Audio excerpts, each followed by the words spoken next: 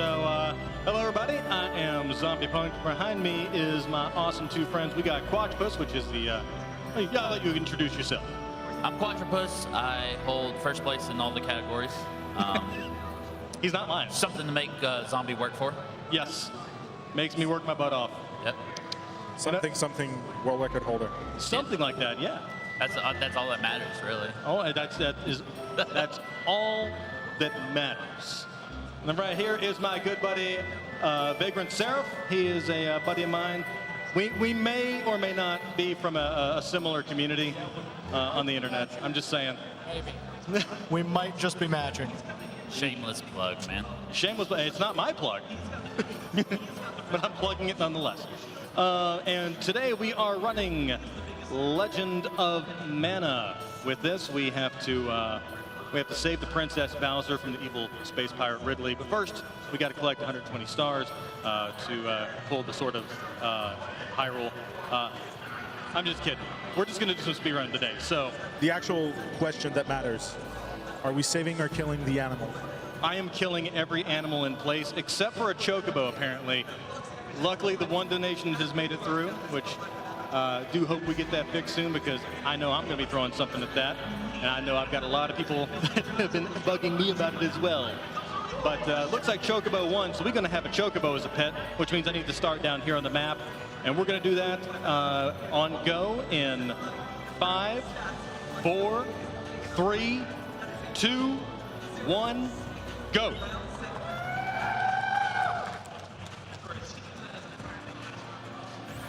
All right, so we're going to be seeing a lot of this map screen as we place various locations. This is kind of a build your own adventure type game.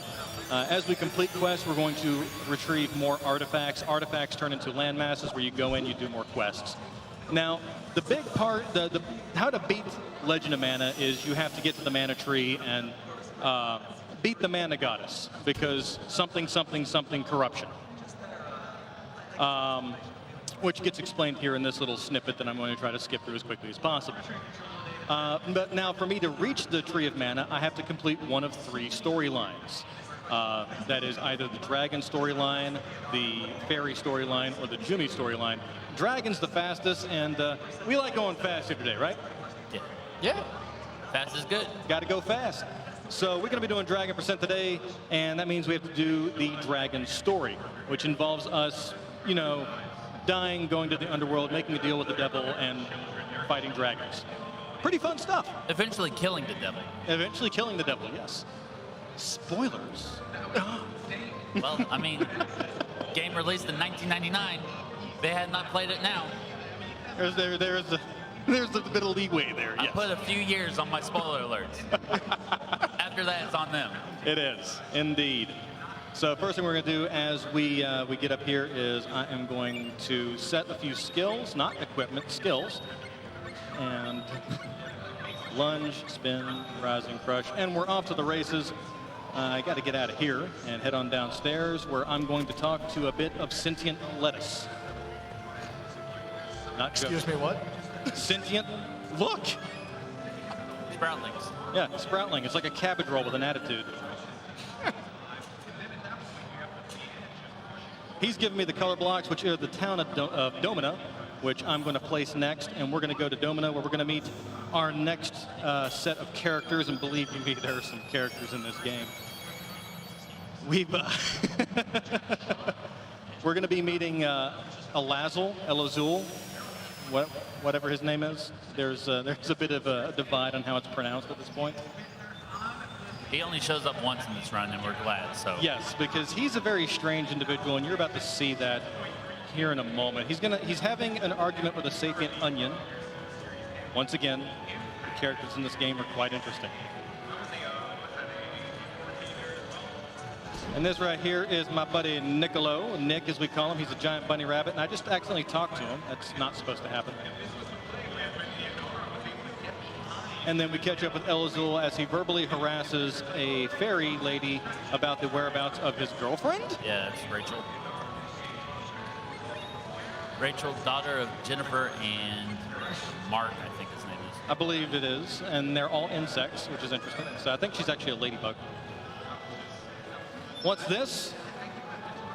It smells like Pearl. Let's hurry.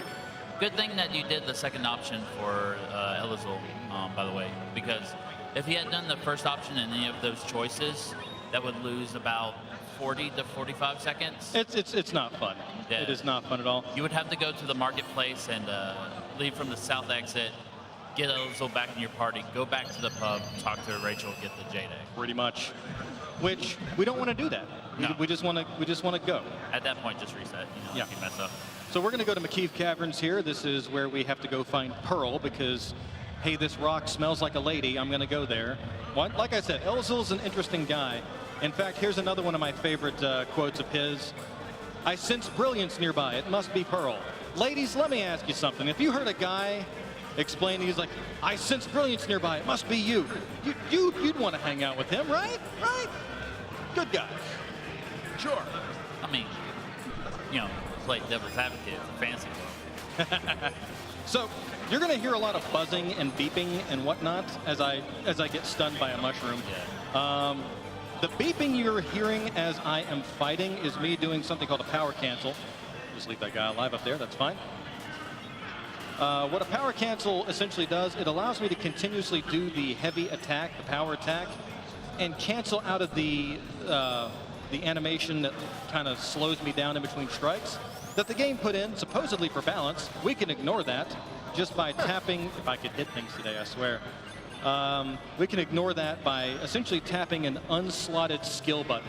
So if there's an empty slot where a skill's supposed to go, I can hit that. It makes the annoying beeping noise and cancels out of the power attack, allowing me to just essentially do this over and over and over and over again. Just continue walloping until it stops moving.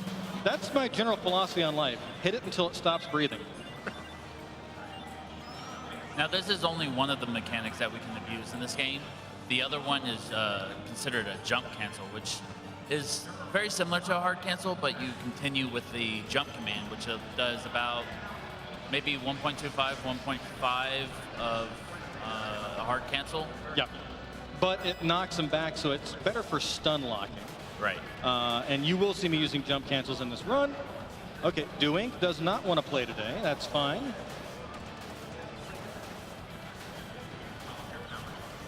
Some good old spin to win. Oh, well, he's behaving a little bit now. All right. Oh, there he goes. But it's fine. He's about to ST me. And what's good for him, or what's good for me is good for him. So I'm just going to ST him back as he turns Elizul into a snowman. And I'm just going to stun him and then power cancel my way to victory a little bit. He very well may get a second ST off here in a second, which is fine if he does. Or Elizul's going to get an EI strike off on him. Come on. Oh, come on, come on. Nice. Yes! One ST doing. That's actually pretty good. That is really good. That Elizul placement's not great, though. No, it's not. Elizul, please get up there. Please, just... All right, you're going to see exactly why we say that. Yeah, because he's going to take his sweet time walking on up to where he's supposed to be. He's walking with confidence. Oh, absolutely. So Elizul and Pearl are members of the race of what's called Jumi. They have jewels in the center of their chests. And they all tend to have names based on, precious jewels. Hence Elizul, Lapis Lazuli, Pearl. There's a guy with a ruby in his chest named Ruben. Yeah. The theme continues, but you don't really see much of that unless you're doing the Jumi storyline, which we are not. This is actually the last we will see of Elizul and Pearl. So we're just going to get on with our bad selves. And there is the Lost Princess finished. We get ourselves another artifact. We're not putting it down right away. In fact, I want to go back into McKeeve Caverns because this sword isn't cutting it. Quite literally. It's not cutting very well at all. I'm not doing a whole lot of damage. I want to get a better weapon. Luckily for me, I can take this boink. Yes, that's what it's called. It's called a boink. And I'm not making any of this up, except for the part in the beginning about saving Princess Bowser from Space Pirate Ridley. That's about the only thing I've made up so far. Then I fight these goblins, and they have about a 25% chance to drop a bag, which is right there. Let me get him out of the way so I can get to that. And they drop either an Earth Splitter, which is a two-handed axe, or a Black Elk, which is a one-handed axe. I got the Black Elk, which is a faster of the two. So we are going to auto-select that. We're going to do jump, defend, and I have no STs yet because I just got the weapon. All right. So to explain the two weapons between Black Elk and the Earth Splitter, a Black Elk is a 26 damage one-handed axe. Doesn't do as much damage between the two, but since it's a one-handed weapon, its DPS is a lot faster, which you'll see. You'll also see that Zombie is moving a lot faster in combat as well, because it's a lighter weapon. That means the character has a lot more movement. When we get an ability called Counter-Strike, Counter-Strike does about between like 1.7 to 2 times the damage of your character's damage. With a Black Elk, doesn't really do anything. Yeah. Earth Splitter though is a 31 damage two-handed axe, slower speed, does more damage though, and Counter-Strike with it is actually pretty preferred. Oh yeah, a Counter-Strike with the Earth Splitter hurts. So we're gonna go to Domina and we're gonna go hang out with our buddy Nick. Just pointed look in my direction. I'm just saying there's inside jokes here to be had. But we're going to go see our very rotund bunny rabbit friend, Niccolo. He's got some unusual business to attend to. So we're going to go deal with some banditos on the road. But since we are going to be getting a chocobo as a pet, I got to make a quick pit stop that I don't normally make in the speedrun. Right. So this is one of the Easter eggs in Legend Man. There's many that they hide, and some of them you can find out if you had the strategy guide. I do believe it was Brady Games. Yep. What this one is if you have a Final Fantasy VIII save file on a memory card, if you go to any save point and highlight the Final Fantasy VIII save file, you want to exit out while highlighting it. What happens is when we come to do Monster Corral, which was what we're doing here, we just picking up Niccolo because we're already here. Instead of a Rabbite, which would be a beast egg, it would be an aerial egg that eventually hatches into a chocobo.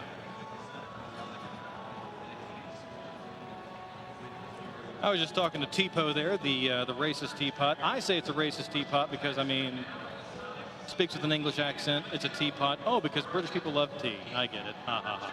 No, I'm just kidding. Here's the best music in the game. And goodbye. Best music in the game. That's it. That's all you'll hear of it. There, done. Done. I talked over probably most of it. But to be fair, Diddle's song is almost very similar to Domina, so. Yep. All right, look, a monster egg. And it is a bird, so I am confirmed to be getting chocobo. That is good. I didn't mess it up.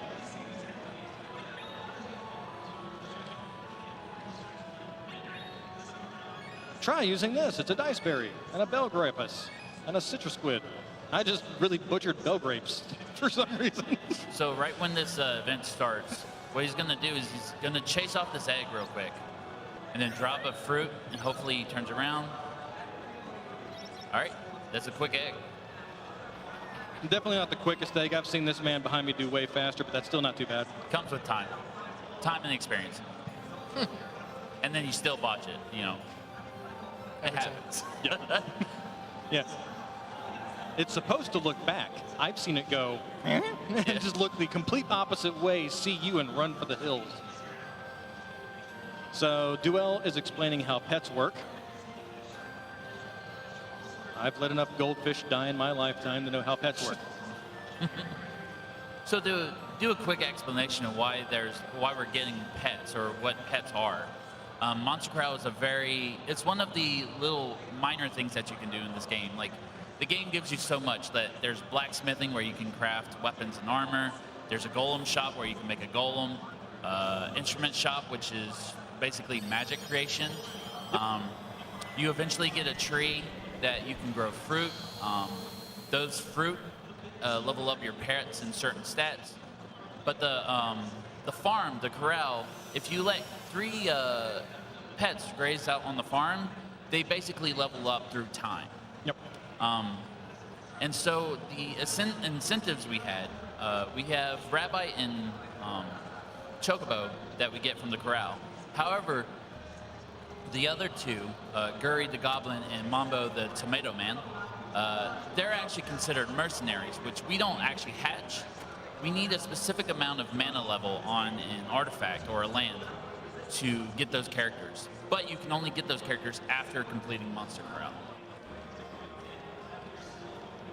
Not sure what that says about those characters being mercenaries, but need to be kept in the corral. They're good mercenaries, though.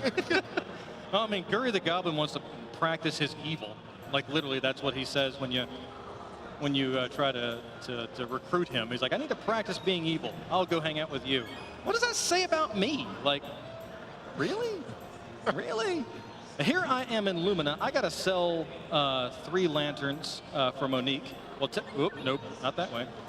Technically, I'm selling them for Gilbert because Gilbert's in love with Monique and thinks if he sells her lanterns for her, she will be head over heels in love with him. So we're going to sell them to dud bears. What dud bears are essentially sapient teddy bears that can only speak in dubstep.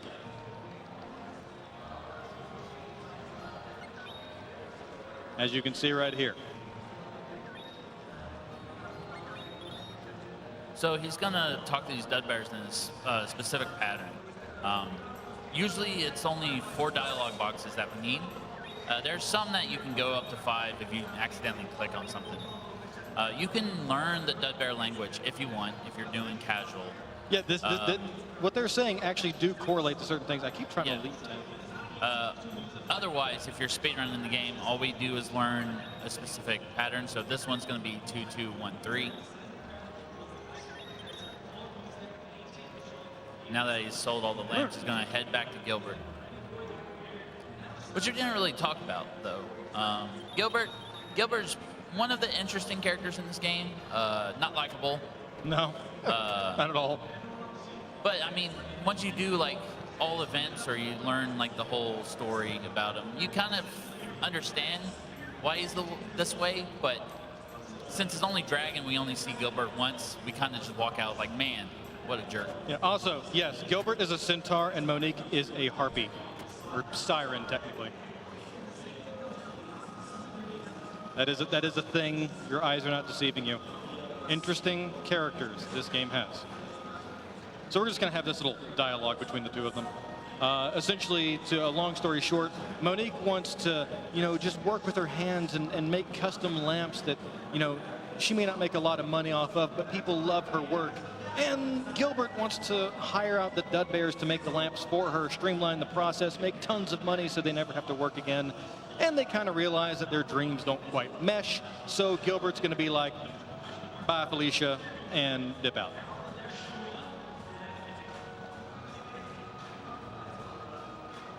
And the entire time, Nicolo's just hanging out going, what is going on here? Grasno, what are you doing? I feel Nicolo in that fashion. Yes. Vagrant doesn't run the game. He's just a friend of mine. I was like, hey, come hang out with me. Oh, here's the Dud Bear rap, as our good friend Sarah Barron calls it. The Dud Bears come in to express how much they love her work, and they're all just like, da-da-da-da-da-da-da-da-da-da-doo, dibba-dibba-dabba-da-dabba-ba-boo. Speaking of rapping and music, the soundtrack for this game was actually composed by Yoko Shimomura. A lot of people know her work for Super Mario RPG, Street Fighter 2, Kingdom Hearts, Final Fantasy 15. Kingdom Hearts is probably the big one. Yeah.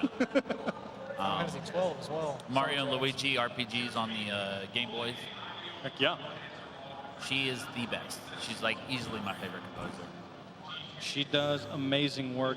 I'm not quite sure how loud up the game volume is for this. Hopefully it's up loud enough that you guys can hear it pretty well, because this game has some amazing, amazing music.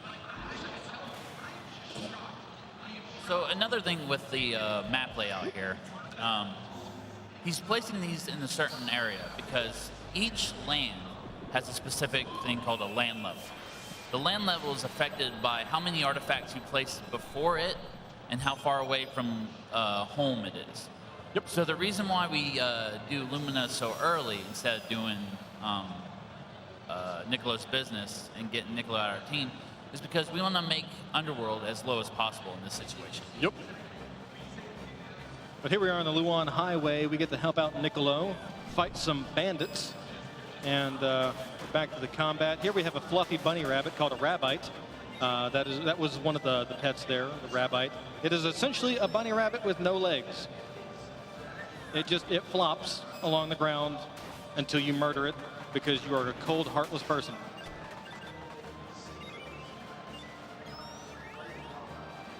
So there's like a rabbit evolutionary hierarchy going on here. I mean, Between the Rabbites and Niccolo. yeah. You do have like it's kind of like that picture of the ape, and it slowly like just transforms into the man. Except in this case, it's just bunny rabbit with no legs, big pudgy bunny rabbit with a sombrero. I mean, that's pretty much what you got there.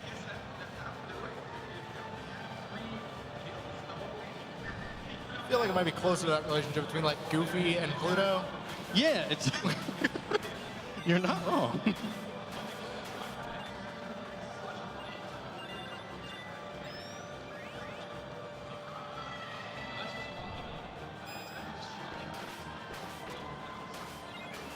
Now, what he mentioned earlier about jump cancels, that's what you're seeing me finish up those plant enemies with. I'm doing a power cancel into a jump cancel. So it's still less damage than doing straight up power cancels. However, it does come across quicker, so I can get back to moving faster. Because combat will not end until I pick up everything. Okay, so you notice that he just got an ability called counterattack.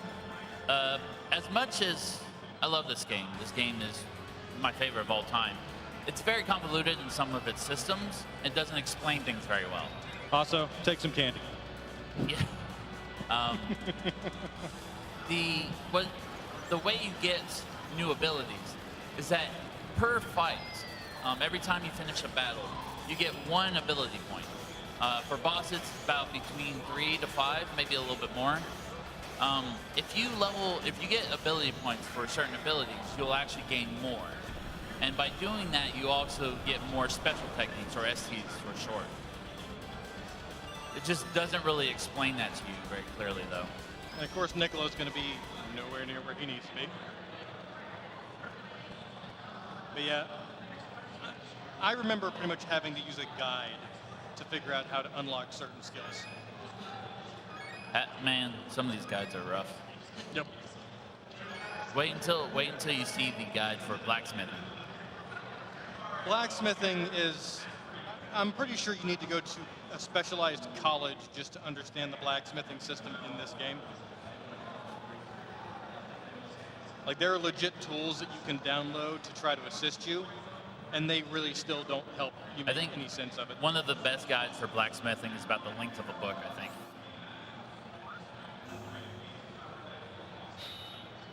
So he's going to drop a few artifacts here. That's because specific artifacts or specific lands have events in it. And when we finish those events will give us primary artifacts, which is just like whatever the game's supposed to give us. However, there are a few that give us secondary artifacts if we don't have enough artifacts in our inventory. As long as we have less than 3. Yeah. 2 or less, it'll give you 2. Anything over 2 will only give you 1. Yep. But now we are going to go to the underworld, which suspiciously looks like a graveyard. Because reasons. Why not? Yeah. But to go back for the artifact thing, he explained earlier that we have to at least do one of the major main events, but we also have to at least have 18 artifacts placed on the world map. So the map layout is, and the artifact placement is placed in a way where we don't actually have to do any more events outside of what we need to. This right here, this is Lark. He is a half alligator, half wolf, because reasons. At least that's what he looks like to me. He's just a wolf, actually. He just happens to have an alligator tail. Well, it's like armor, Okay. since he's a dragoon. Sierra's the same. A lot of people would think that Sierra's like a dog with like a unicorn horn, but it's just part of her armor. Okay. See, I just take things way too literally. Trust me, for the longest time I thought so too. I thought it was one of the coolest features for Lark. I was like, man, he looks so cool. Then I found out it was armor. I was like, well, he still looks cool. So there's not very many glitches in Legend of Mana. They coded the game really well in that regard. Like, you have the power cancel glitch. The other one is fast movement. See, walking in a straight line is typically the slowest way to move in Legend of Mana. You want to kind of be rocking back and forth, up and down, etc. Where to? Baptism. However, since the emulated version, which is what I am playing on, which, by the way, there are 2 different sets of leaderboards, one for disc, one for emulated. Keep it fair, because while emulated does run it really well, it does run it at a consistent frame rate, to the point of doing the quick movement is actually a little bit harder to do on the emulated version. The time to difference, the timing for emulator is about 3 minutes faster than disc. Yep. So the way on the leaderboards, what it is that PS2, Slim, probably like BIOS from 7K to 90K is the fastest, followed by PS1, then PS3 being the slowest.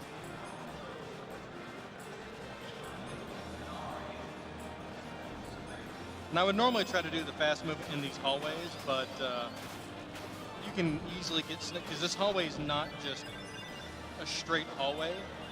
These little bits that jut out, you can snag on those and it'll slow you down. So, but this game has some this run has some RNG. Yeah. Oops. So like the cool thing about Dragon, and a lot of people come into speedrunning this Dragon first. It's the shortest category. However, from axe grinding to the very last boss is a lot of bad RNG. You're up to 1 right here. Luckily, jump canceling keeps Hitodama in place. All right, he's getting 1 ST. Hitodama likes to do these moves whenever he wants. There's nothing determining when he does them. He just feels like doing them. So hopefully we get a low one here. All right, that was a good one. There we go, 1 ST. Woo! So Hitodama is so bad that he can actually start the fight with an ST. And you can probably get lucky for the rest of the fight. And per his level, or per his HP, the further you take it down, the more of those stone faces in the room actually cast moves. Yep. So if he's at full health, it's only 1. The further it goes down, 2 stone faces start doing it, then 3. Yep. He can do 1 ST, as you saw, or he can do 11. Yup. It's just whatever he feels like doing. He kind of does whatever he wants to do. But here we are meeting with Draconis. He's making us a deal we can't refuse, because literally he's trapped our soul. And we have to go kill the 3 great dragons on the surface so that he can be free from the underworld. This guy is totally a good guy, and there's no hint that he's evil whatsoever. Unless you play Seiken Densetsu 3, and you like, oh wait, that's Draconis. Yeah, that's one of the bad guys from the previous game. Cool. So you'll notice there that he got Skull Lantern and Broken Doll. Had he had too many artifacts, he would have only gotten the Skull Lantern. Now, since I'm also in no particular hurry, well, I am in a particular hurry because this is a speedrun after all. But since we're already doing the slowest pet, which is Chocobo, I'm not going to get Mambo, but I'm going to show you where you would normally go in a speedrun to do it fast, and then I'm just going to not pick him up. But we're going to Norn Peaks next, which is where we have to go to fight a Cravador, which is the first dragon we have to kill.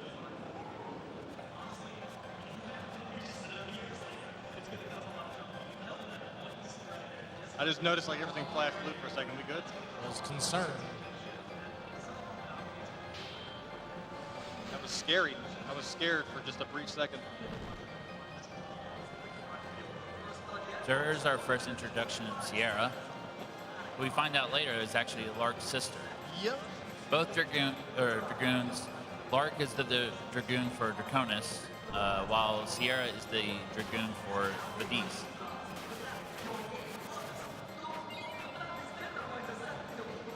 I can't hit this mushroom with an eyeball. That's another issue with this game sometimes is that, like, The foreground is beautiful, but it gets in the yeah, way. foreground can kind of mess up a few things. Like, if you get a coin to drop behind foreground and you finish the battle, you're like, well, I don't know where this coin is, so I'm just going to sit here and wait for the battle to finish. Yep. Oh, good. I got shriek nipped. Yep. Shriek Nips are probably one of the worst enemies in this game because they have moves that can dizzy you and paralyze you. So you can actually get stun locked for 10 to 15 seconds if unlucky. Oops. Go.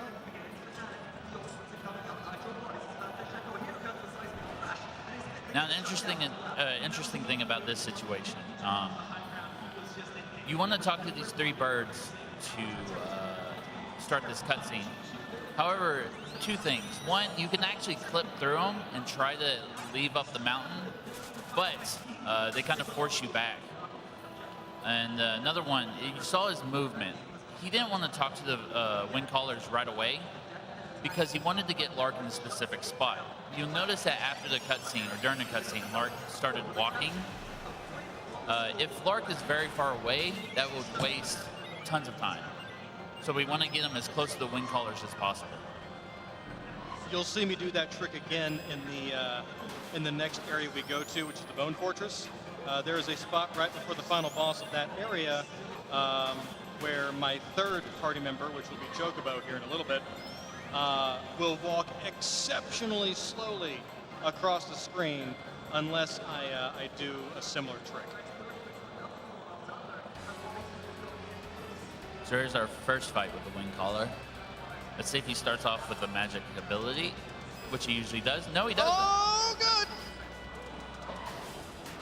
That's very rare for him to do that. And then Lark is going to try to mess it up by knocking him across the room. So most of the times this wind caller will start with a magic ability, and you really don't have time enough to run up and attack him before it gets casted. Luckily, though, he kind of just started walking away.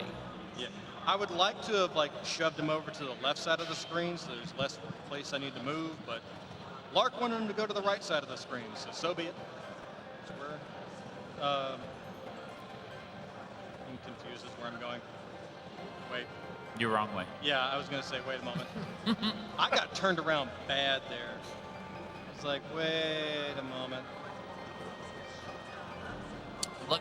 Luckily, learning this game, every room where you fight enemies is always the same. So this one will always be 2 Shriek Nips and an Imp. So while learning the run, if you come across a room that you're not supposed to fight, or you know you're not supposed to fight, you've gone the wrong way.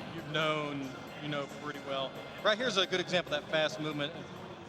Look a little bit janky when you're running with it, but that's the place where I'm probably the best at doing it. All right, you're going over this way. I would also imagine with enemies being fixed, it makes grinding easier. Yeah, well, there's really no grinding at all. My level is irrelevant because, well, I do have to grind for a particular weapon. I got really lucky and killed him before Lark's attack went off because that would have wasted time.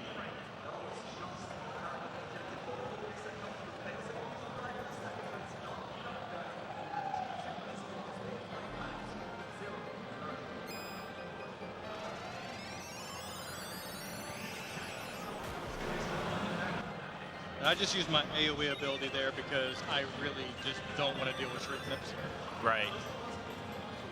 Shriek Nips can be killed in a hard cancel or a jump cancel. Oh yeah, no, they don't have very much health at all, but if they stun you, it's a massive waste of time. Especially paralyzed, because paralyzed about 5 to 8 seconds. Mm-hmm. And I have seen them chain it. Like the second you come out, oh, here it is again. Hope you enjoyed.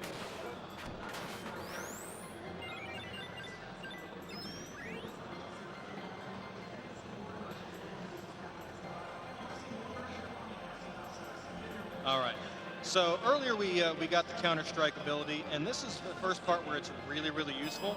Walk up to these guys, smack them once, typically their AI will like want to smack me. There we go. There we go. That could have been done quicker, but they didn't want to behave. It happens.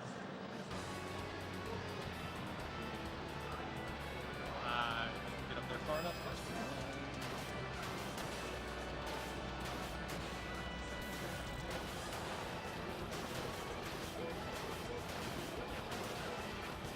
Thank you. Lark doing what Lark do best. Move the boss out of my way.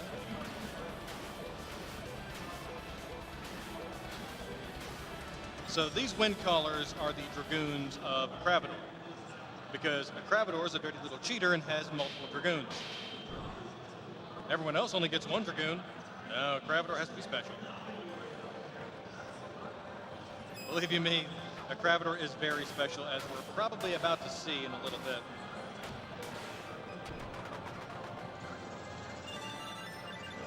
Okay, I'd rather level up there than at the end.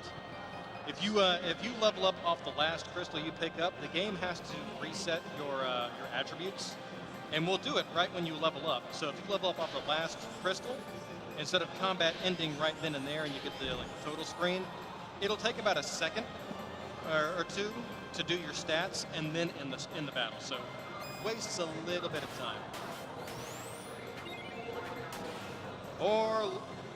Okay, Lark, thank you.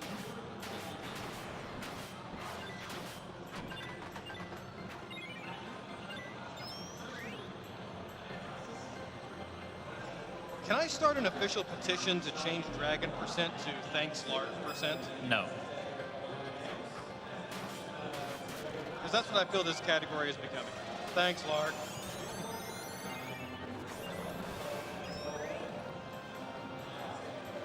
Now, things like candy and loot bags will disappear relatively quickly if you leave them alone. Yeah. Experience and money, not so much. So, experience I want to focus on. I can just leave candy and loot bags to despawn while I go and collect all the experience to try to get out of combat quicker. Now, at a certain point in the run, you'll actually start wanting them to drop more items in general. That way, fights can end faster. Yeah, because at a certain point, especially after we get the Brave Blade, we really don't care what our level is.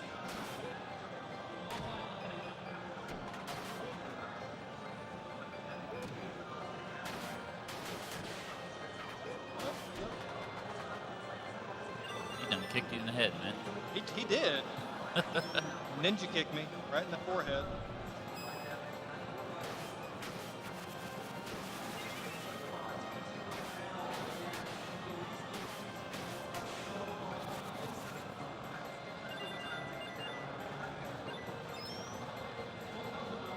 And now we're off to our good friend, Cravador. Yep. If Hitodama didn't make you salty in the run, there's the next boss that does it. Oh, yes. This boss is actually worse about it. Oh, yeah. Because a Cravador can just do STs and whenever he wants, but he also has this ability where he flies. You'll notice that he can't take damage. Yep.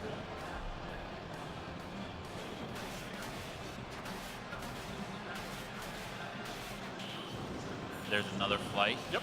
And so it's 100% RNG when he flies? Yep. Yes. Oh boy.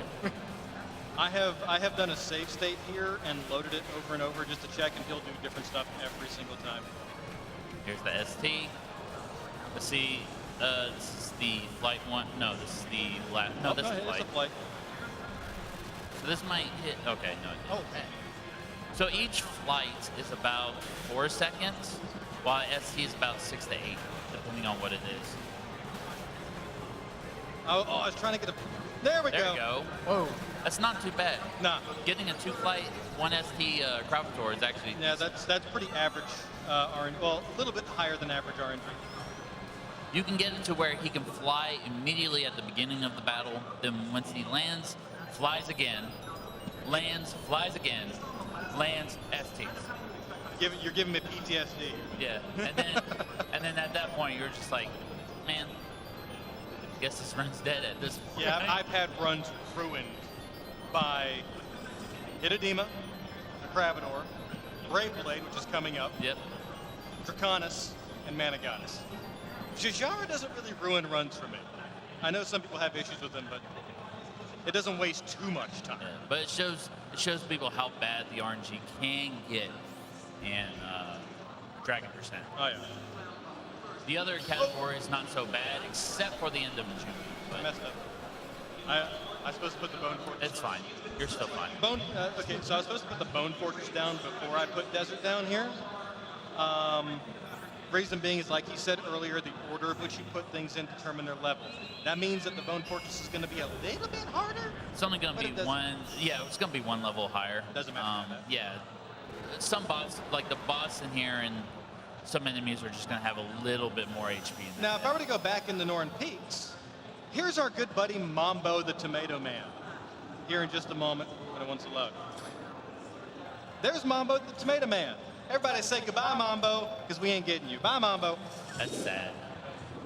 Instead, Wish you took Mambo. so we could have picked up Mambo, been out the door, and now we're off to Bone Fortress to do the next part of this Not run. home. Now we're going to be going home. Chocobo, right? So I'm so all this, focused on Mambo. You got me, dude. all this is extra time here that you all paid for. To go in here and watch the birth of our good little Chocobo here. We got to give it a name. So there were two names that were thrown at me, really, from the community that I told I would let them name. Gresno, which we named the character Gresno. And this one, we're going to name this guy Tabasco. Once again, this is an inside joke, and I don't care because I love I mean, this Chocobo is looking rough. Like he's just like, okay, guys, I'm ready to go do my best. I'm ready to do what I can. This Chocobo's gonna die real quick. You can also get it to where, like, there's not enough animations on the Chocobo moving. So if you actually diagonal run fast enough, what happens is Chocobo doesn't move and then he just teleports. Yep. Beautiful. So this is now the story of Gresno and Tabasco going to save the world. So to explain a little bit, just a tad bit more on Mambo, the reason why Mambo shows up is because we had a mana level of 3 salamanders on Northern Peaks. That also determines the strength and weakness of monsters, but it's not super important in this game, or the runs.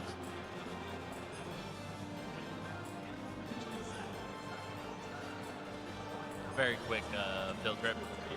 I've gotten really good at that. Yeah. So essentially, they're wanting you to mix ingredients, and each person in that next screen has a particular ingredient, and you need 3 specific ingredients.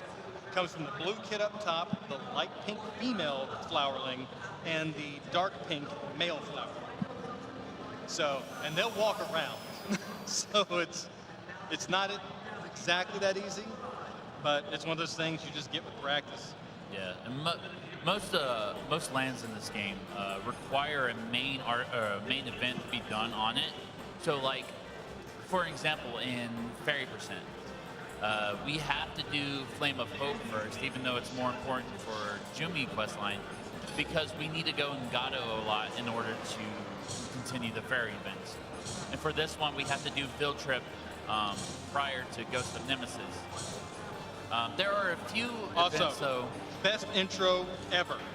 Most satisfying animation in this entire game. Yeah, Yes, don't say leave because you'll have to watch it again. It's not good. I'm not going to say leave. We got to go fast. We got to save the frames and kill the animals. But there are a few events that you can just skip altogether, such as Hunt and Ducate, which is part of Fairy. If you were to do Dragon or get up to the Dragon Princess and the Dragon Percent and start catching Lillipees, the characters that start Hunt and Ducate are no longer in the jungle. So you actually completely skip that. But luckily we don't have to worry about any of that in Dragon at all.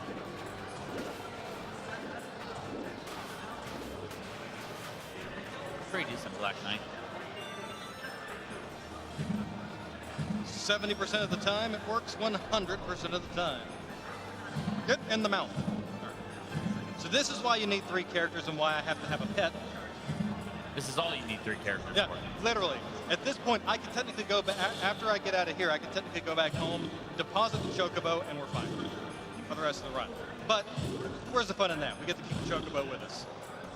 All right, here's more RNG right here. So this room right here contains 2 Daneslave enemies. These guys. These enemies can drop 2 weapons. A Throat Slitter, which is bad for us, and a Brave Blade, which is extremely good for us. Yes. Drop percentages are real low though. Yes, about So- 12.5%. Yes, so we could be here for a while if we don't get a Brave Blade. Yup. And you think it's like, well, maybe I could just go ahead and finish with this weapon. No. You're gonna be lacking a lot of damage on some of these bosses. Definitely not. You can attempt it with Earth Splitter and get a Brave Blade in Draconis' castle, but again, you'll still have to worry about grinding, and then Earth Splitter's going to lose its purpose after a while. Yeah, and the way that Chocobo looked at the screen just now was kind of concerning to me. A little bit creepy. So about how many times on average do you usually have to grind out these swords? Average, if we were to give it an average, probably about 3 to 4 times. Oh, Hey, but we got a first. That's technically still All right. first try Brave Blade because we have to come back anyway. So that is really dang good RNG right there. Really Ask and good you shall RNG. receive, I guess. Yeah. So the only time you would actually be wasting time is if you didn't get it there, you would end up having to re-enter the room. Okay. Start that fight again. Gotcha. The only reason why on a second attempt doesn't really matter is because we have to go through that room anyways. Yep. Right. So this is our first fight with Sierra. This can go a number of ways. Most of them for me are usually bad. Now, if you had Mambo in this situation, your party characters actually have this ability called a synchro. We didn't explain it earlier, and you actually did get a successful synchro with Nicolo. So what happens is you'll notice at the top of the screen where your character's health bars and ST bars are, you'll notice that there's a diamond by their health percentage. That diamond, when you're connected or you're sitting on top of a NPC or nearby, a lightning bolt will shoot across. That means your characters are synchro. By synchronization, you'll get new abilities added to your character, or something happens in the fight. Okay. So earlier, Nicolo, we got the successful synchro. Synchronization on Mantis. And that when we killed the boss, we got the last hit on the boss, we had 2 extra lucre coins drop, giving us a little bit more money. Okay. It's not important in this run, but it did add a little bit of extra money for us. Yeah. If we cared about money in this. Yeah. For Mambo, this is why it's a big race between Mambo and Guri. Guri synchro is that it adds about 50% damage to sharp weapon damage. Okay. And you get yeah. Mambo pretty early, pretty much after Lumina or Fairy's Light. Guri. Yeah, you get Guri pretty early. Mambo synchro is that per hit, you can actually put a burning dot on an enemy. Okay. For Sierra, that burning dot takes her HP down drastically. Yes, a lot. So this is the Dragoon for Jajara. This is Deathbringer. So far, all the Dragoons have been kind of small. This guy, not so much. So this boss, he has a few different moves. Hopefully you get this lunging arc off. Okay, you got both hits. Took his HP down pretty well. 1 ST. Oh! So close to a 1 ST. So he has a few STs. One of them is that spike. Yeah. The other one is like kind of a stun. Doesn't really do much damage at all. I've never seen it really do any damage. Yeah. He also has magic abilities. And if you're kind of like stuck in his hitbox, he's going to teleport across the room. He actually does have an ST later if you take so long in this fight, where he does kind of like this death move. Okay. So here's where I'm doing that thing again to pull the Chocobo over closer because he takes forever to walk across the screen. Actually, I never even tried that. I'm going to start doing that. Yep. It saves about 2 seconds. Yeah.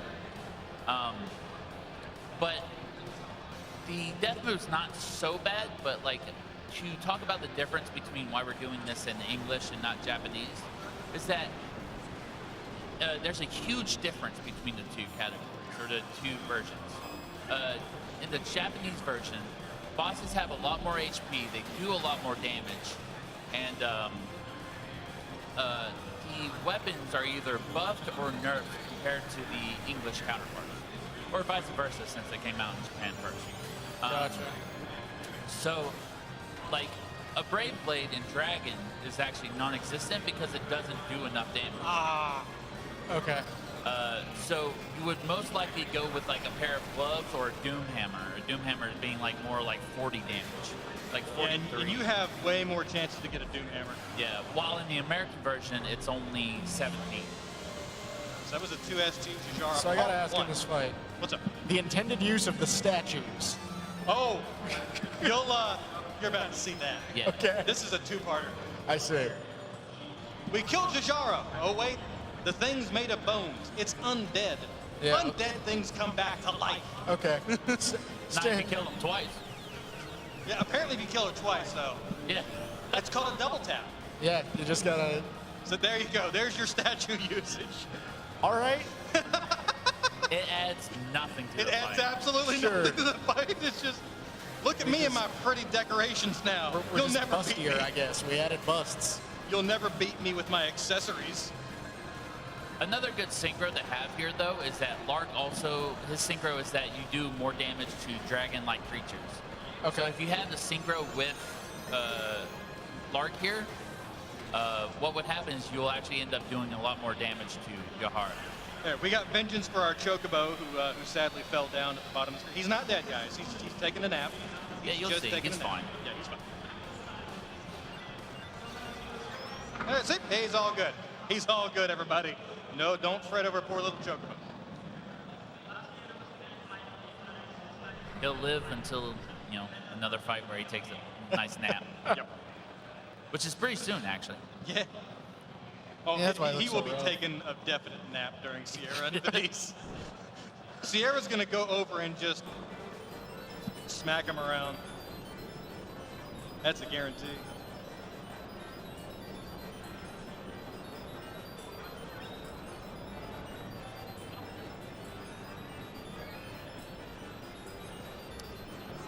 All right, explaining more of the story. We're destroying the dragons, absorbing more power of mana so we can bring Draconis back to the world of the living. Although, as for why the main character is not fully aware yet that this is a bad idea is beyond me.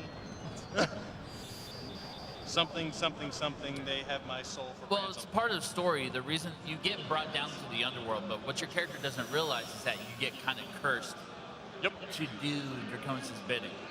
If you said decline when you finished the Hitodama's fight, you would actually just be stuck in the underworld until you said accept. Yep. It will not let Okay. you leave the underworld. So you're locked to Draconis until you do exactly what he wants you.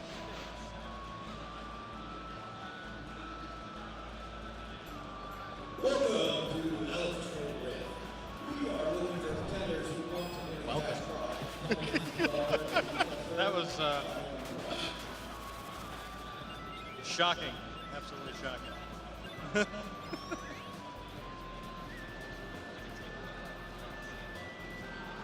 So that was a pretty good bird fight right there. That can go good or bad, depending on how those birds want to move around at the beginning. But as we move through here, just enjoy the music from Yoko Shimomura. Enjoy the music and watch me murder innocent woodland creatures, including, once again, one of these bunny rabbits with no legs, because I'm a horrible person. There's something sickening about that, where the music's very lighthearted, colorful area, cute creatures, and you're like, slaughter. Yup, pretty much. I mean, there's a lot when you consider the fact that the monsters are not that far off from the various species you're encountering and talking to. Tree Boy, he's my favorite. Tree Boy had a family. Not anymore, you don't. Tree Boy, his portrait is like great because he only has like these beady eyes. Oh, God.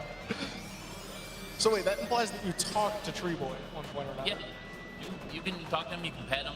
So we just indiscriminately slaughtered Tree Boy Yep. with some jaunty music in the background. Yep. Pretty much. Not him, then you will. So. Because he'll body you with like these seeds that he just pulls up from the ground. He not a nice guy.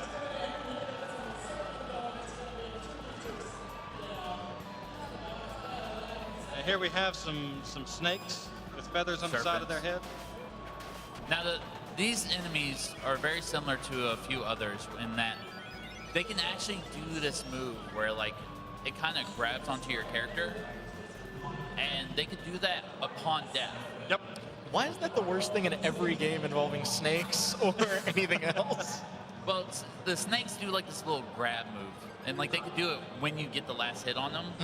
So like right when they get done with the move, they'll die. Gotcha.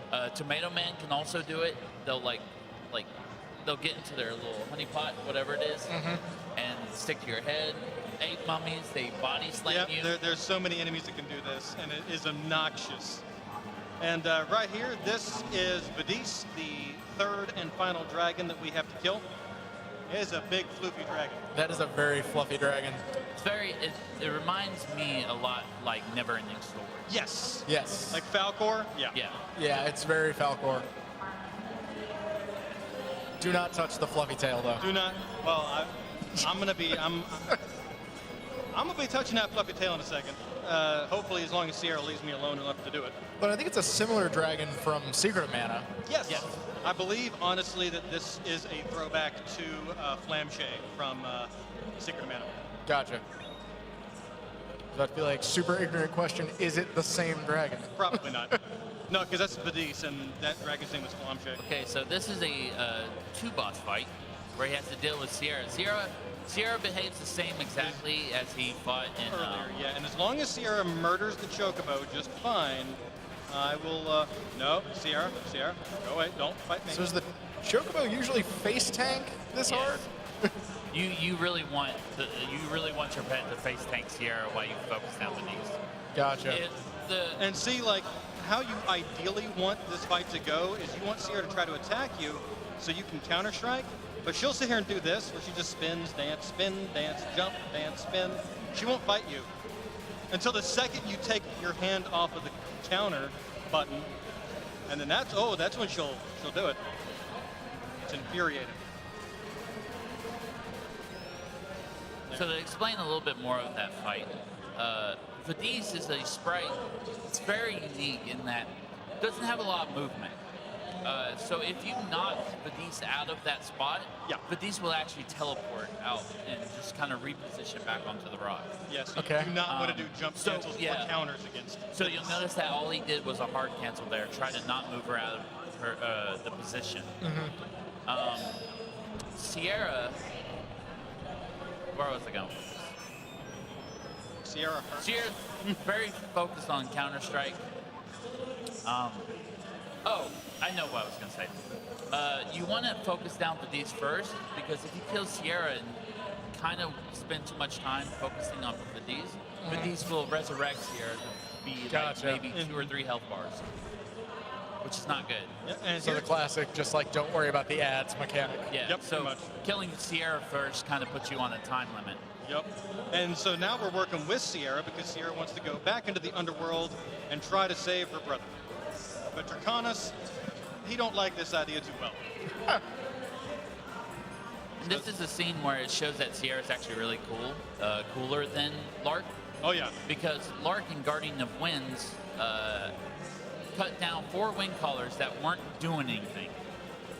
Sierra, however, handles this fight just fine. Oh yeah. She gets jumped by 6 knights. Crimson Dragon begins. Boom. Easy. All right. Easy game. My character's like, wow, dude, that's cool. Do that again.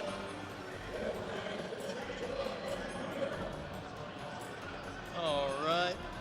Shame I didn't point out, though, in that first room, Yeah. that first room and the baptismal chamber, there's like rocks that have faces on it. Yes. The very beginning of the floor, they're all sad. They all have like frowning faces. They're all like tortured. But once you get down to the baptismal chamber, they're all smiling. Like, you know what? I like this. It's like, hey, this is not too bad. I'm on fire and stuff. This is cool. You just have to spend enough time. Yeah, you spend long enough in the underworld, and you'll eventually be All happy you have about to do it. is get baptized in the flames, dude. So we're kind of making our way back down to where we fought Hirodama. But since that boss is not here anymore, we can actually walk by, go into a door that was behind where we kind of ran in to start the Draconis cutscene. I like how that succubus dropped Hollywood.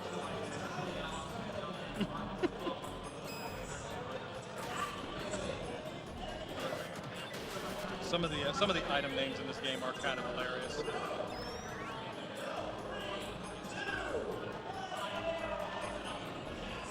Oops. So one thing that you can do, you can kind of start moving before the screen fades in. And so I have it in my mind where I need to be going and where the next room is. And I knew that I needed to move up in that next room, but sadly, by just moving straight up, it kind of forced me backwards. So I went back one screen. What happened there?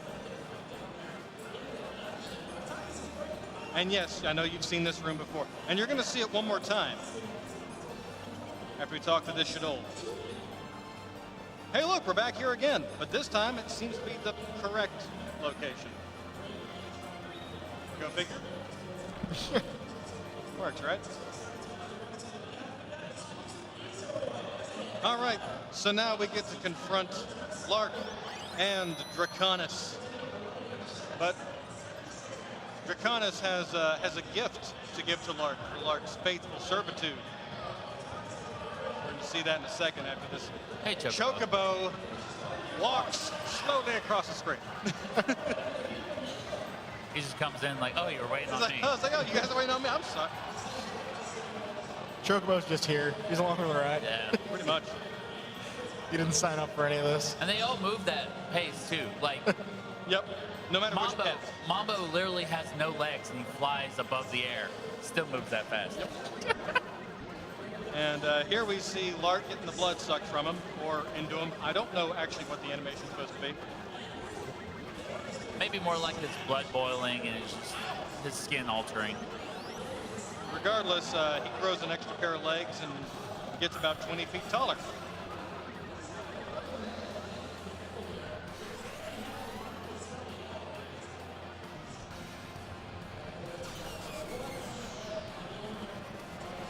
The centaurs are a really cool design Oh, in this yeah. game, though.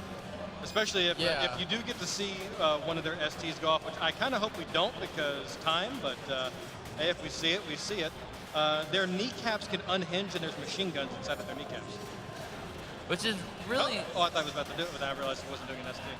which is really unique because it's like you have this fantasy world where there's like a lot of Swords and not really like there's not a whole lot of technology, but the world still has a bit of technology that is very unfitting with the rest of the world. Yeah.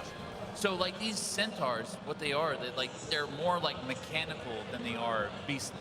Yeah. So like their kneecaps are machine guns. They have rocket punches. Yep.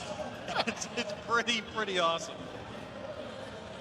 It's that one guy who always shows up to a Ren fair in a sci-fi costume.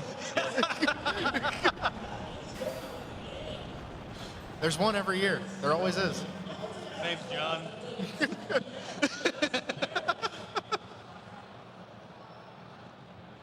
And here we see the graveyard fall apart because Draconis has achieved his goal. He's gotten all the mana power, and he's going to rise from the underworld, and he brings his great castle to the surface. The flames. And it's time for us to go in there and, I guess, put a stop to Draconis. So the interesting thing about the flames here is that, like I was going back to land levels. What land levels are, they're determined by how many artifacts were placed before and how close they are to your home. Right. That even considers, or that takes into consideration the last artifacts for events 2. For Fairy Percent, you have Leucemia, and for Jumi, you have Bejeweled City. These, you can drop first and then place other artifacts before it. Got it. Or after it. Uh-huh. Those two, Leucemia and Bejeweled City, remain the same land level. Flames, however, is unique because an artifact turns into it. Yep. Right. So what happens is that you can place artifacts before it and then after it. The level of flames increases. Yep. Okay. And Gotcha. here we see the Jedi ghost of Badis coaching us. Sierra, Gresno, you must stop this. Stop. Gresno. I'm ready. Gresno ready. Let's go. So we enter Yoda to your the loop, flames. man. What's that? Yoda to your loop. Yep. Flames, you must enter. And so this place is an absolute labyrinth. Luckily, we kind of have a general idea of where we're going, and we're just gonna get hit by a laser beam from a chess piece that pops around. It's actually easier to focus the chess piece first in this room because these Dane slaves are annoying. Very much Their so. hitboxes are very small, and the only way you can determine is the small shadow on the ground Yep. when you Okay. line yourself up. Even then, they can turn into a shield and negate all damage anyway. Yep. So Including ST damage. Yeah, so it's easier to just move back and kind of readjust yourself with the swords at the door. Because if you Gotcha. just try to sit there, they're going to be moving, and they're just going to body you. So you kind of just have to wait for them and readjust where Yes. you're going.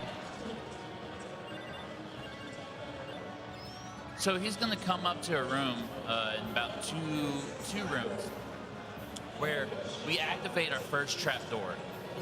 Now, in order to skip these trapdoors, what we have to do is we have to fight the 3 mini bosses in this area. Okay. We fight a Sky Dragon first, a Land Dragon second, and then another Centaur by the name of Zenoa third. However, the community is really hoping one day we find a skip past that trigger. Yeah, because literally past that door is the final boss. Yes.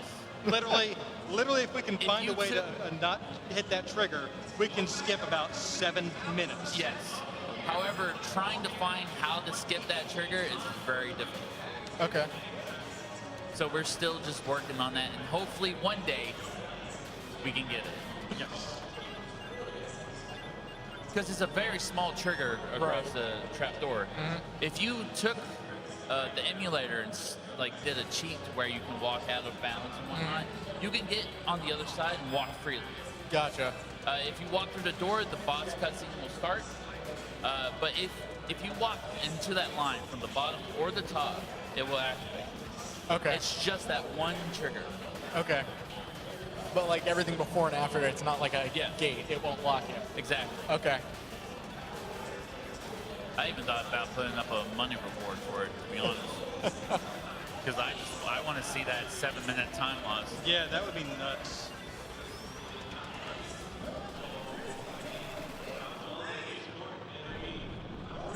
That would mean that emulator would have a possibility of being sub 120.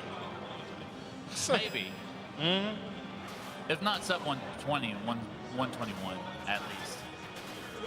What's current world record for emulation? I do believe it's 128.52. I think it was Shiroi who has it. Because I know my PB is 131.42. Because Shiroi's is 128.52, and I think my disc is 132.11.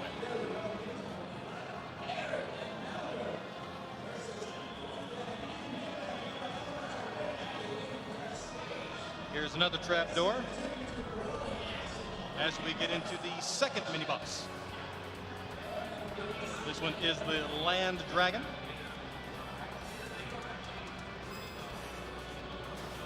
Now this guy's unique in that he's honestly really easy to kill.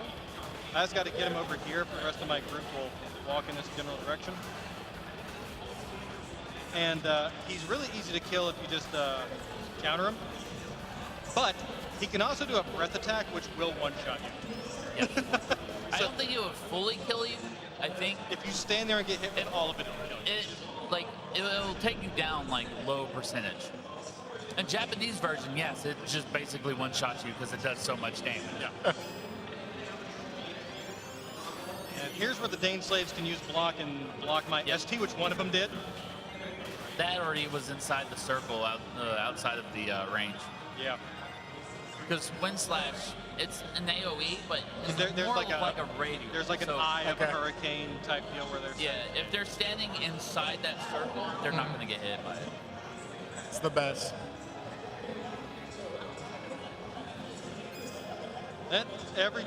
I've learned the past couple of times I try to go straight into attacking that wolf, and he always jumps straight out the gates, and just lands on me and squishes me in a waste of time.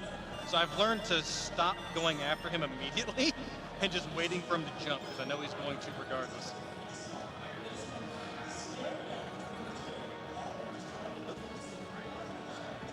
Chest in your way. Yep. I always get hung up on that chest.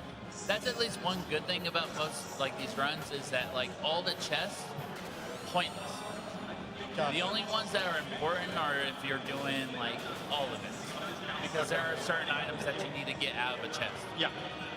Even then, you don't even need to do that. Yeah, there's very few chests you actually need to open up. There's like one item that the current guide tells you to do, but if you get lucky, you can get it from a zombie.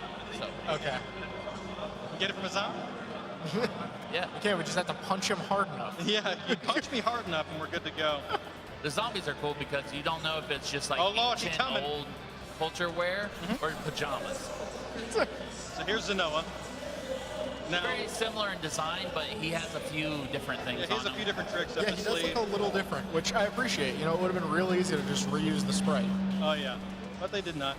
Now, very likely. God, I'm trying to. Here we go. There okay, we go. here we get the SD. Now, luckily though. Gatling gun. Yep. Just has rockets. Now, lunging arc is actually the best ST we can have here, because lunging arc is there's different levels to STs, and then their strength. You have level 1 STs, which are the weakest, level 2, which are stronger, level 3, and then level 4, which are the best ones. Gotcha. Lunging arc is a level 2. It's either 2 or 3. I believe it's a 2. But what makes it good is that it hits twice. Okay.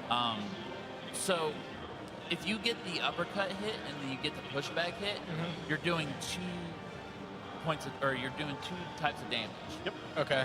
You can miss one or the other. Okay. Like you can miss the uppercut or you can miss the pushback. The pushback is rare to miss, but it happens. Gotcha. I would imagine, you know, hitting 2 level 2s is probably what, on par with a level 3? Something like that. It does take off a lot more HP than any other moves that we have. Yeah. Gotcha.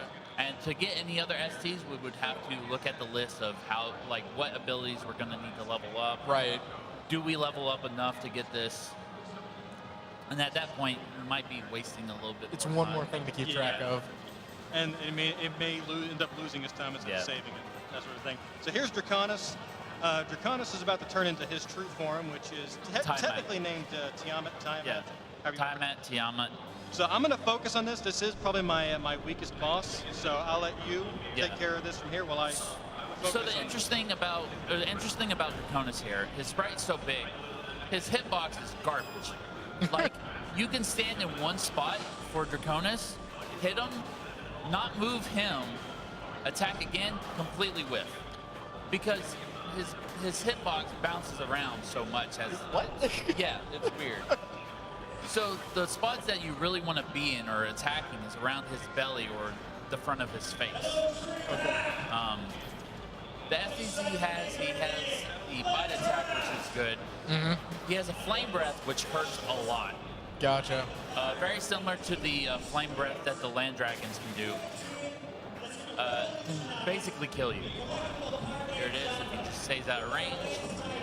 Okay, he should be good. This should connect unless he moves. He moved. It's okay, you just need a few more hits. He still has, okay, this is the third ST. This one's a bit rough. Oh, buddy. this one's easy to dodge. That looks rough. Yep.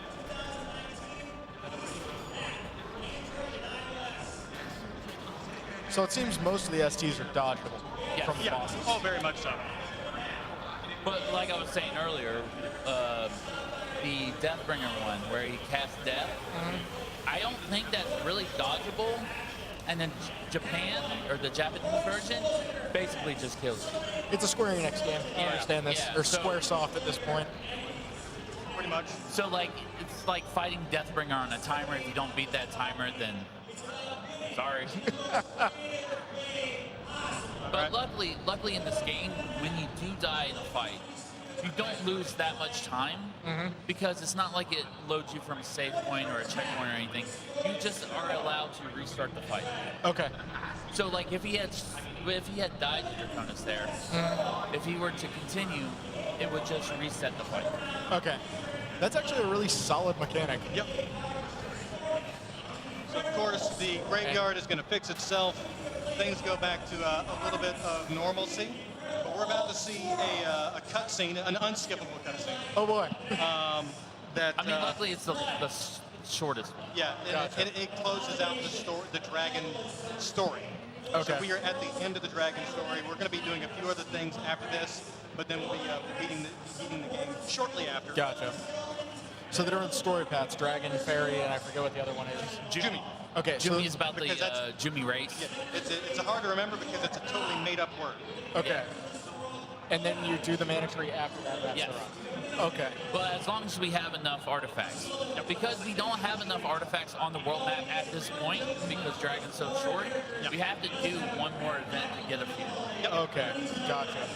But we'll be doing artifacts are there that. total in the We'll game? be doing that next. Yes.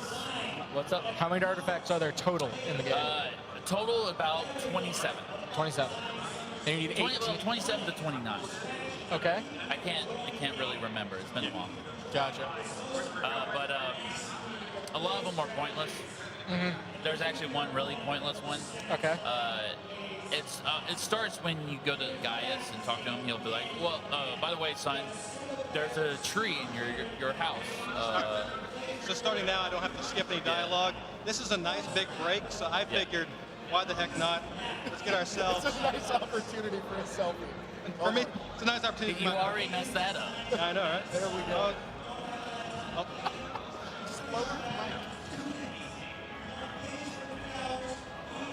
I think I got it. There we go. I think. Let me double check. It's I mean, okay. we got plenty of time. If I got half my face, it's fine. There we go. Happy face. So, how we doing, NoReset?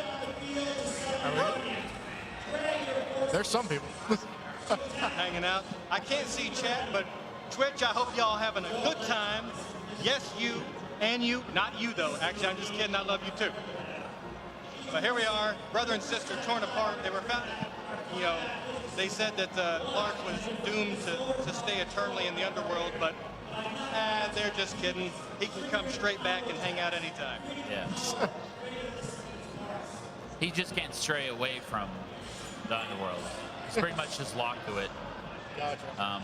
But the interesting thing is that in that cutscene, Zombie actually had to mash X a few times to further a few lines of dialogue. Okay. That's the only time you actually have to do it in a cutscene, because the other cutscenes just play automatically. You don't have to worry about that. In the Japanese version, though, everything fits on one dialogue box that you don't have to match. Ah, Yep. gotcha. And so, what would any speedrun be without a love story? And here we have a love story between David, the Penguin, and I keep forgetting her name. Her? Yeah, He should say. he'll say it here in a second. Valerie, that's it. Between David and Valerie, two These penguins. perfectly mundane names. Welcome to the best land with the best music, with the best enemies. I mean, it's a beach episode. Dabbing RPG. crabs. Dabbing crabs? These crabs are my boys. These are like my favorite enemies in the whole game. Everybody knows me for crabs like this. Like these crabs are pretty much what make this game for me, pretty much. Because then they're stationary. Like what they're doing is they're like putting their claws like this. You see it now? So they are just dab crabs. Yeah. Yeah, Lord help. Quatropus, ask me about my crabs. I mean, you heard it here first, folks. The crabs invented dabbing. They're good. They're good crabs, man. I mean, Now, the cool thing though is that the game actually has an event locked to crushing all the crabs. you'll notice that he's running past he crushed one of them. If you crush a certain amount, that unlocks an event that you can do later on the SS Buccaneer. Okay. However, we found out from I was trying to find out some information about for all events as to how many crabs that we needed to crush in order to start it. Okay. I read up something that happens if you crush too many. So if you crush around 30, what happens is that at the end of the scene, or at the end of this event, David runs off and Valerie, is left to take care of the child on her own. Right. What happens is Valerie actually moves into your house. Valerie moves into your house, and the baby actually hatches, and it's the only sprite in the game that is unique. Yep. It's a baby penguin, and there's nothing else in the game that looks like it. Interesting. Yep. So if you murder enough of these pesky little crabs, Look at him spaz Oh in the corner. God, he's having bad trip. There are things in this game that are programmed like that. That one's spasming in the corner. If you're doing fairy percent, when you're in the shrine talking to Escad and Matilda, yep. when Escad walks away, there's a pillar there. He actually walks in the pillar for a second before kind of just clipping on the side and leaving the room. And then there's another thing in the credits if we can actually get to it, we have time. Because it's actually pretty funny.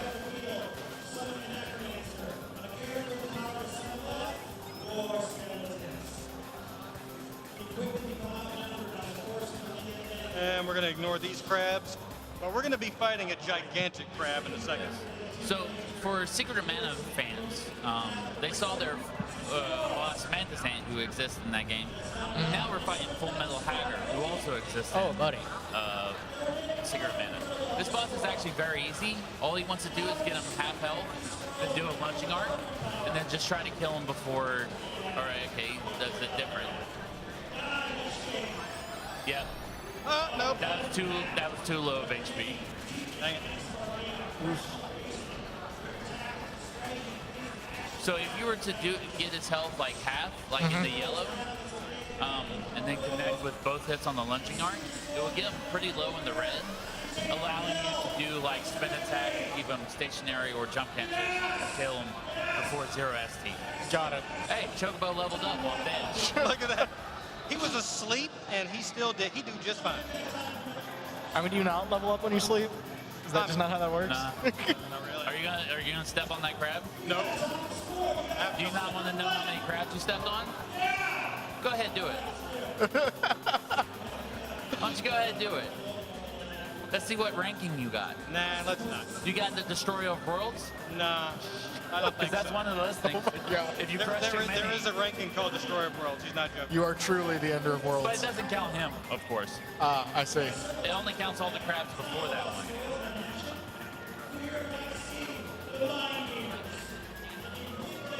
Guess that crab is just gonna sit there and dab forever. Yep. Yeah, he's just doing it. I'm just He's gonna having let a good him live time. in He's just like beach. I'm gonna let that crab live in peace. He's gonna have a long, prosperous, happy life without me stepping on him. All right, now he's just gonna do an artifact dump right here, which is So just drop one from him to get drop him them out there. all. At this point, we'll have 18 artifacts. Gotcha. He can place these in any order because Initially in my head, hearing the words artifact dump meant something entirely. But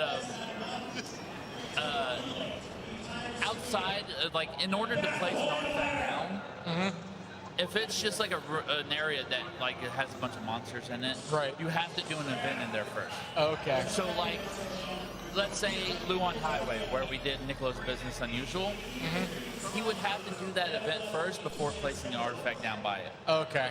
However, if you place a city down, the city acts like a hub where you can place it no matter what. Gotcha. But luckily, the way we have it planned out, we use this program called the Long Map Planner, which is like a Java program. It's broken. But, Right. It's Like how most we Java programs. Like most Java programs. You're not wrong. But we use that in order to find like different map placements, you know, Okay. what works, what doesn't, and we basically just mess around with that. And I eventually came to this point where like I came up with this map that he's using now because this was like the fastest Mambo map. The listing on the program itself is weird, and then I just found out like you could just place the artifacts like that. Right. So you never have to worry about if you place it wrong. Also, here's a character that we haven't seen yet. This is Little Cactus. He is your pet cactus. I mean, I am not kidding. He is a walking, talking cactus. At one point, he gets lost. Do Chad a favor. Do everyone a favor. Go inside. Go upstairs. Talk to her. Okay, then. Let's do just that. We're going to go up here. We're going to talk to I'm Little scared. Cactus. I'm Just for you. feared of this cactus. Talk to him. Crab bashing. Crab bashing. Now But wait. There's more. Little Cactus got to write this in his journal. He's got to write this down.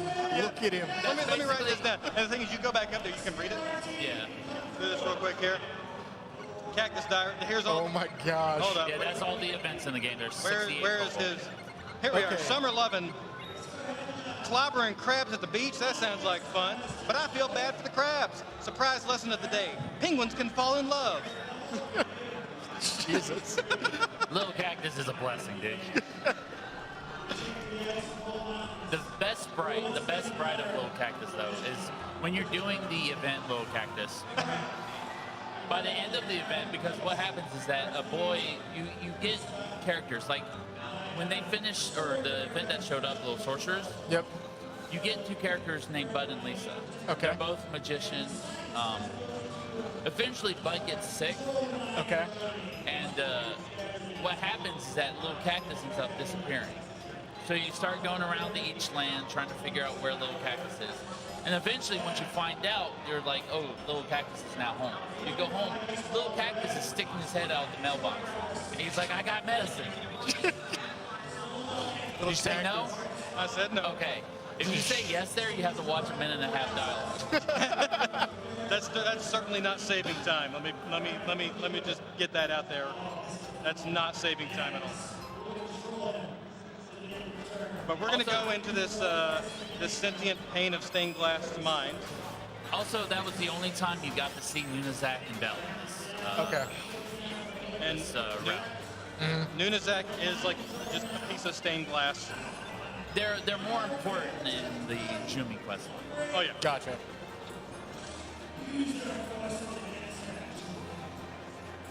So this one's pretty straightforward. Basically, it's just like a few hallways that he needs to walk through. And eventually he's going to reach a dead end where there's a Sproutling. Sproutling's like, oh, I need to go. The mana tree's calling me. I need to be the new mana tree. I need to be the new manager. Yes. That's incredible. And I then, gotta- like, you get the sort of mana artifact from that, which allows you to go to the last area. Gotcha.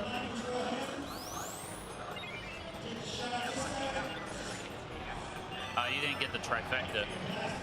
Yeah, get three bag drops. Yeah. That'd be nice. Or you can get the opposite trifecta where it's just all experience.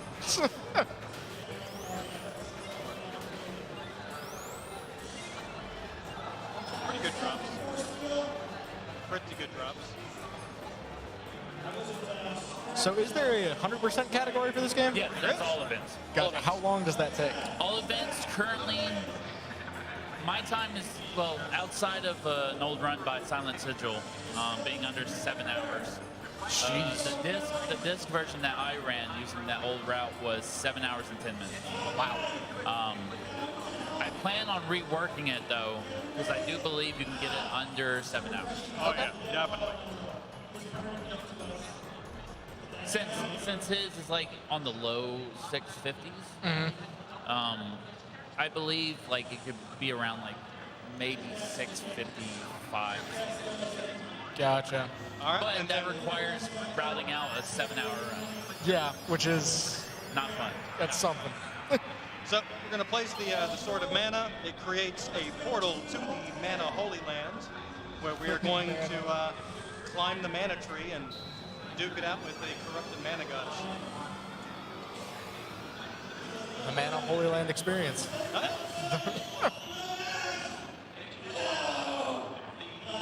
He's dying. He's dead. They got him. There is so much excitement here this weekend at DreamHack. Let me tell you what, man. People are practically just screaming in joy. All right, here's one example. This is why we love Pokiel in this game. Pokiel is one of the 7 or 6 wisdoms. 7 if you do the fairy. And it's actually funny because the Bud mission is actually called the 7 wisdoms, even though you only have to talk to 6. Yep. So that's weird. But Pokiel is one of the 6 wisdoms. He's a storyteller. He's here at the Shrine of Mana to tell us about it. However, we're not going to talk to him. We're not going to talk to him. Yeah, he has this big, long dialogue that's almost like a dang sermon. He wanted us to listen to a conversation between Luna, Zach, and Bell and him. Okay. He said no. Now he wants to welcome us to the Shrine of Mana. We also say no. Because otherwise you got to listen to an extremely long story. Yeah. Not necessarily that much long, but like there's a reason really why he's called Pokiel the Dream Teller. Pokiel, bro. Brokiel. Brokiel. Brokiel. But the best one is if you're doing fairy, there's an event called Pokiel Dream Teller. Gotcha. What he does is he starts a mission through like an old story about how Eskad, Matilda, and Erwin, the antagonists of that story, all met and why they're all in their situation. Got it. After the first scene with Eskad, though, you could be like, this is a great story, but I'm done with this. And you go back and talk to Pokiel, he's like, do you want to end the story? Yes. So it ends the story and you can continue on with the... literally every opportunity. Solid. Literally every opportunity for Pokiel to tell you a story, you can be like, nah, dude, I'm good. There are a lot of actual great characters in this game. Oh, yeah. I can imagine, yeah. From Pokiel to Obon, which you saw in Underworld. Very briefly. Obon, yeah. There's not a whole lot of information about Obon, but the cool thing about him is why I love him as a kid is that he's a flying onion man with 3 eyes and 6 arms. Yeah, I was wondering like what the deal was. But once you find out more about Obon, you'll find out that he's the greatest swordsmith in the world. Of course he is. He's a wisdom because he's existed for so long. He knows so much about the world. He's killed dragons. Okay. Many dragons, many powerful dragons, and he basically runs the underworld. It may seem like Draconis, but like Obon's pretty much I watched Draconis. Gotcha. I'm the actual jailer here. Yeah. Situation. Oh, no. Pretty much. This look, Spring being mean to me. I don't like it.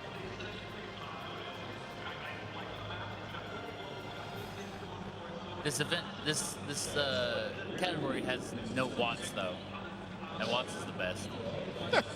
Small little, it's like almost like a child whiner. Okay. He's just so forgetful. Talking about Watts? Yeah. Yeah.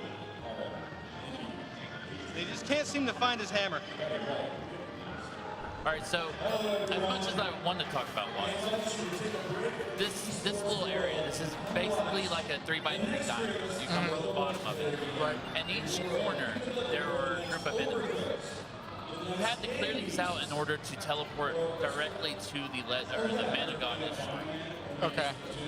So we got the first room, we had the tree and the punkster. This one we have an ox. This is actually the worst room. Does the yak? The ox and the basilisk, you'll see. Yeah, I'm getting bodied right now. He's getting actually destroyed right now. Getting. Because the ox can push you and stun you, turn you around to your attack misses, and the basilisk can kind of just like do a constant jumping. Gotcha. Or he can petrify you. Yeah. And then you have this one with the baby dragon, the land dragon, and the sky dragon. Okay. The ST can miss on the air dragon if he flies up. But luckily he didn't. Well, I mean, he did, but he was able to land it. Right. It got some damage. Yeah. And then the last room, which is a tomato man and a T-Rex. Not a T-Rex you think in the size of a T-Rex. Right, but like a tiny JRPG He T-Rex. basically has no arms. Yes. They felt so bad. It's actually just a Tyrannosaurus Rex head with legs on it. Yeah. Like, he didn't suffer enough with short arms. Now they're just like, nah, just get rid of him. Now Oh, man. Now he can't even bother with it. What is that? all you do is a good counter strike on this enemy. All right. After that fight, And that is that. We're going to be coming into the Mana Goddess fight. This is the final boss of the game, and I'm going to be counter-striking her again. yep. So time happens whenever she reaches 0 hit points. You see her health bar at the bottom. So I'll call time as soon as the final counter-strike lands. So this boss is a little bit tricky because this boss likes to jump around a lot. And you have to make sure you're aligned with her or else your counter-strike's not going to actually land. So you'll see he's just kind of like maneuvering himself. Probably a little bit too close. Oh no, okay. Okay, first ST is normal. You want to at least get her down in 1 ST. Right. Anything after is uncommon. So she has 3 different STs at first.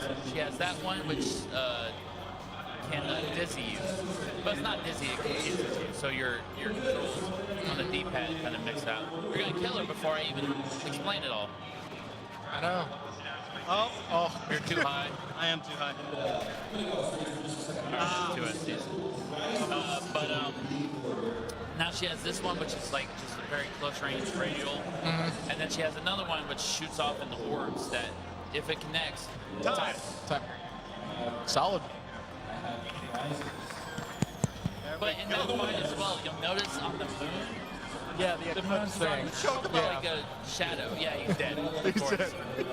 You don't need to see the chocobo. Just lay your pretty head down. If he is lost and dead. Yeah. But you'll notice that the moon's filling up. Once it fills up, she does a USC that's only specific to that time. Gotcha. And then once she uses it, it kind of just resets. It's almost just like a timer. Yep. Gotcha.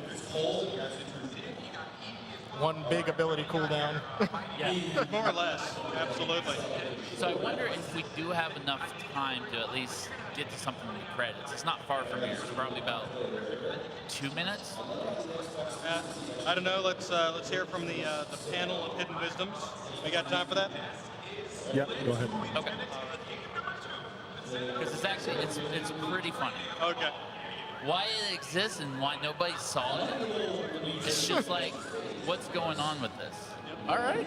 So right now, this is a fortune teller. We didn't really talk to her earlier on. Mimi is her name. The wind shall take thee. What could that possibly mean? That means all these talking lettuce people are about to sprout flute balls and fly away. So Over basically, here, living in the fruit basket. What Mimi is just like has all this fruit. She's a fortune teller. So Okay. she basically teaches you or helps you figure out what to do in events. Got it. But she does that by reading off certain fruit. Okay. Yeah, so whichever fruit she picks up, it's like, okay, this is what, it's almost like a kind of like a gamble Got it. in a way. And all of the sproutlings are forming into the tree to I guess, cleanse the corruption. To rebuild the mana tree, yes. Because the story is that a long time ago, fairy creatures and men used to fight for the power of the mana tree. Yep. Gotcha. And eventually, what happens is just the mana tree disappears and Mana tree decides it's tired of being fought over. Mana tree's like, peace, see ya, later. That's what Nunasak hid that Sproutling because he thinks the world is better without him. I see. Because what it does is it brings back the greed and in man. All the bad things. Yes. Yeah. Okay. But where is this thing? What are we Actually, waiting I don't It's, think I've it's seen. very close. It's very close. I was going to say, I don't think I've actually noticed. So all these Sproutlings are coming up to the mana tree just to party, have a great time, become part of the mana tree. Yeah. It's on this next screen. All right. If you keep an eye on the top right corner, you'll notice a Sproutling walking specifically into the wall. Oh, he's just walking into the. Okay. There he is. I've never noticed that. He's like, Now, I'm sure, just- you're just like, okay, face that plants the wall. Sproutling doing that, that's fine. Look in the top right corner again, though. He's still there. He has not moved. It just moved on to the next screen. Solid. All right. And that's it, pretty much. All right. That do it for us? All that happens is that it shows Niccolo walking around for some reason. Guys, He thank y'all goes so through much for city hanging to out. city, and then he breaks in your house and steals all your stuff. But yeah, thank you very much, Rockpuss and Vagrant, for hanging out with me on this. Stay tuned. We got some Super Mario coming out next. That's right, Zombie, and thanks to you for an amazing run with an amazing, beautiful game, Legend of Mana. That's only 1/3 of the story, folks, so if you've never played this, there's still a lot to see. And as he was saying, coming right up is Full Air running Super Mario Sun. I can't even talk. Running Super Mario Sunshine any %. So stay tuned. We'll be right back.